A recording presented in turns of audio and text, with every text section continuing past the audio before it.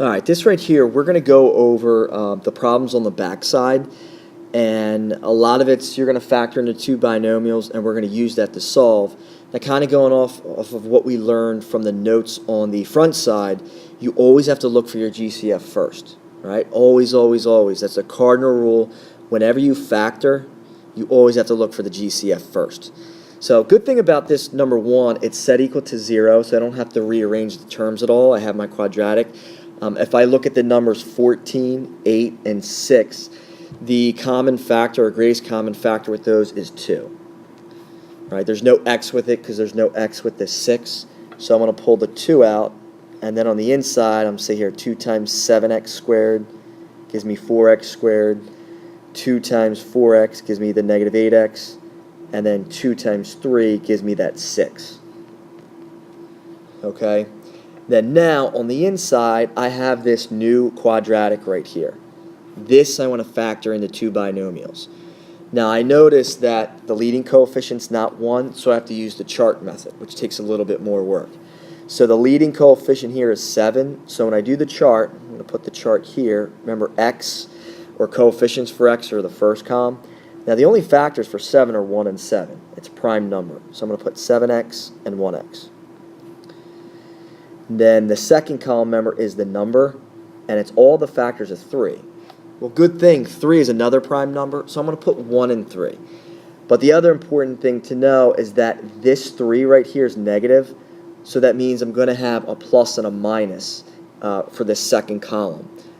Let's say I put, let's see here, I'm going to put 1 where it's a mistake. I'm going to make a mistake right here, just so you guys can see.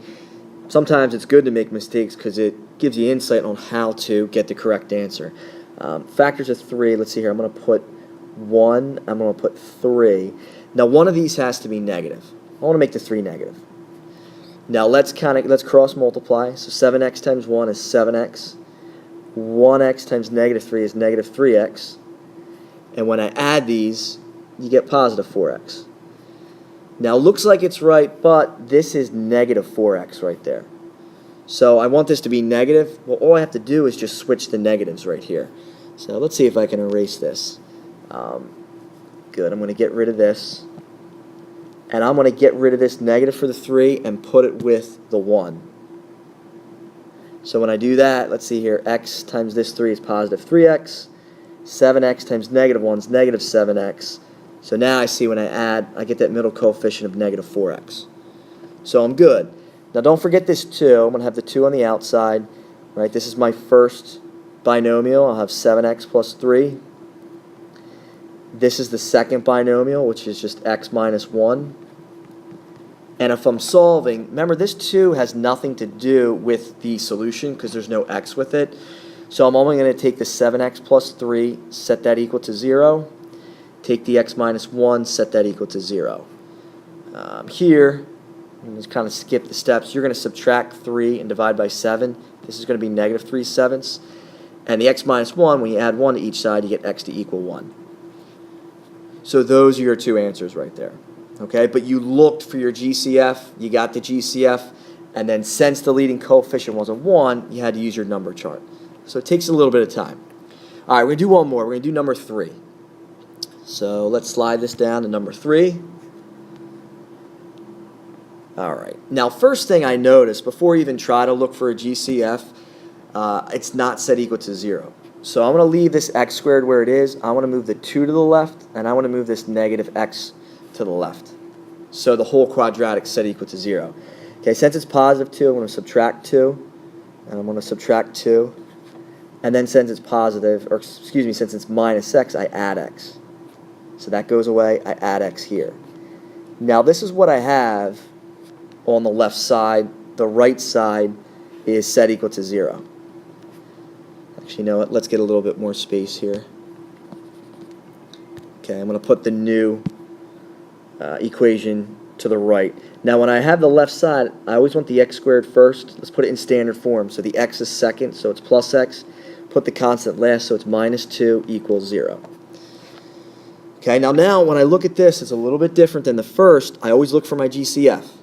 There is no GCF, right? This is a 1, 3, 1, and negative 2. just the GCF would be 1. I can't pull it out on x. So what this tells me is I go right to the chart. So I'm going to go right to the number chart because the leading coefficient here is 3. It's not 1. Now the only factors for this 3 are 1 and 3. So I'm going to put 1x and 3x. Now this is 2, so my only factors of 2 are 1 and 2. It's another prime number. But since it's negative, one of them has to be positive, one of them has to be negative. All right, so if I do this, let's see here. Let's see what works. So I'm going to put the 1 here. I'm going to put the 2. And you can kind of see what's going to work. I'm going to make the 2 negative. So when I do that, okay, let's just erase this here because this is where I do the cross multiplying. So when I cross multiply there, x times negative 2 is negative 2x. 3x times 1 is positive 3x. When I add these, 3x plus negative 2x is positive 1x. That matches up with the middle coefficient. So I have my factors. My first binomial is x plus 1. My second binomial is this, 3x minus 2. Now I just set each factor equal to 0. So if x plus 1 equals 0, I know I have to subtract 1 from both sides. So that gives me negative 1 as the solution. I take the 3x minus 2, set that equal to 0. I'm going to show the steps for this. I know I skipped it on the last. So you add 2.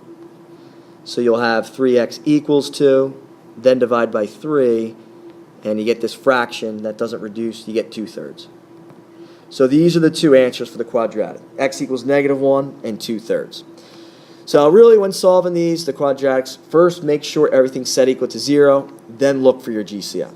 If there's no GCF just like this one, then you go to the number chart.